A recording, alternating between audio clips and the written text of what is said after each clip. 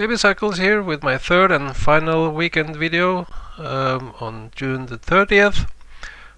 So I've been for quite a while been expecting a 10-week oscillation low around end of June or early July. This weekend I've been a bit confused about where that low may be. And also I have drawn here in black a possible bearish scenario from the strong geomagnetic storm that we just had on Friday. And here I have adjusted my scenario with a red line here with some weakness early next week on Monday, Tuesday. I think that is the most likely outcome. That around Tuesday should be the 10-week oscillation low, making a A, B, C sideways consolidation, and then we have a possible bearish left translated 10-week oscillation with a low in early September.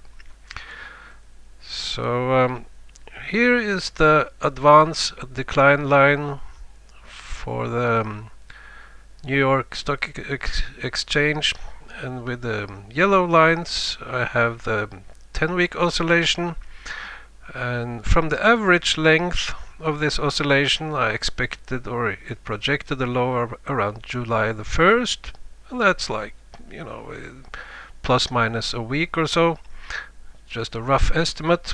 And this current 10-week oscillation is a bit similar to this one a year ago. So I'm wondering, was this the low in mid-June, or do we need, like here, a final drop to make the final low?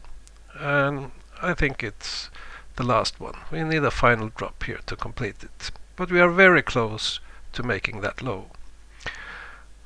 From the VIX, the VIX is, this is the 10-week wavelet, is starting to curl down, suggesting the VIX has made a top and the S&P a low. However, the S&P is typically lagging with a couple of days.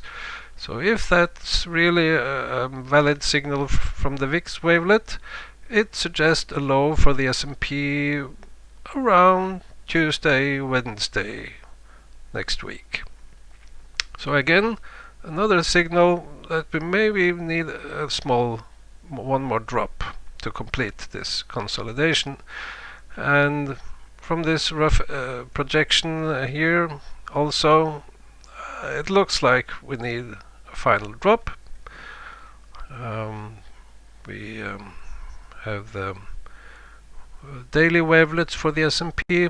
It's could be a very similar situation to this one, and you know, we are at the black line. We need this final drop down to complete this consolidation, and we are in the zone from my purple rectangle where I want to place my next, or would have if I was a trader, I would have placed my next long position expecting the next 10-week oscillation to begin.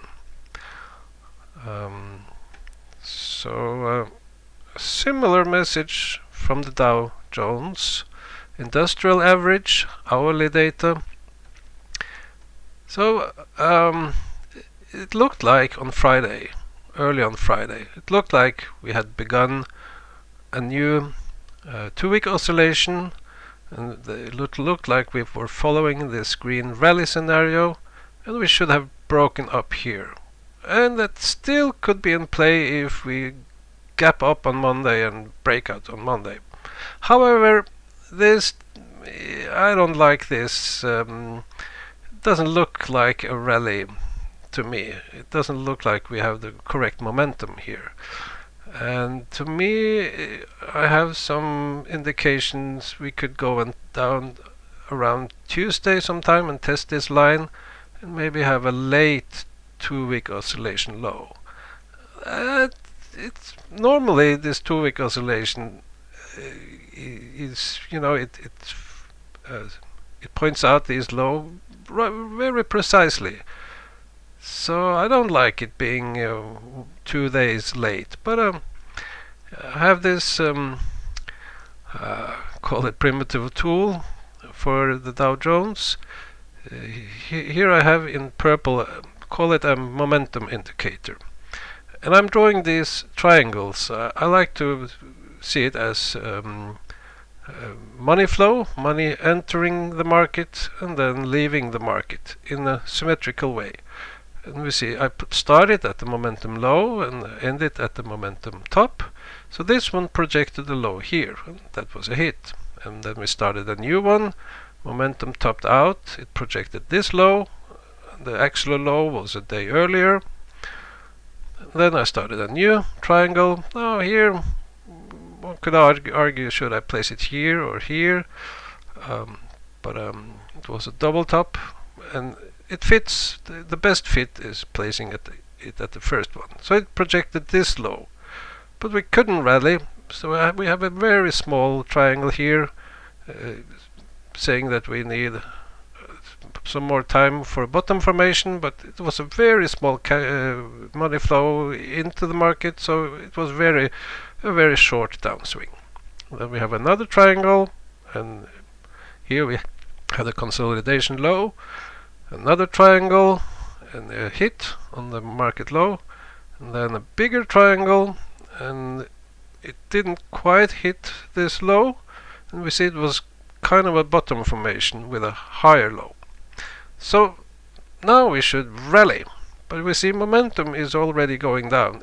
It doesn't look right, but it was not a long money flow into the market, so it's projecting a low around Tuesday, and then we should rally. You know, this rally scenario looks like it's failing, but it should start here. And then we have the geomagnetic storm. This is the projection from an average after such storms, and we see it is bullish. Well, this black line is for Monday, so well, it is down on Monday, and here's my 4-week cycle. You know, it's turning really bullish on Tuesday, well, I showed you this in my previous video. So I see a possible swing high around next weekend, then a downswing, then another swing up, and that could be a major high around July the 20th something.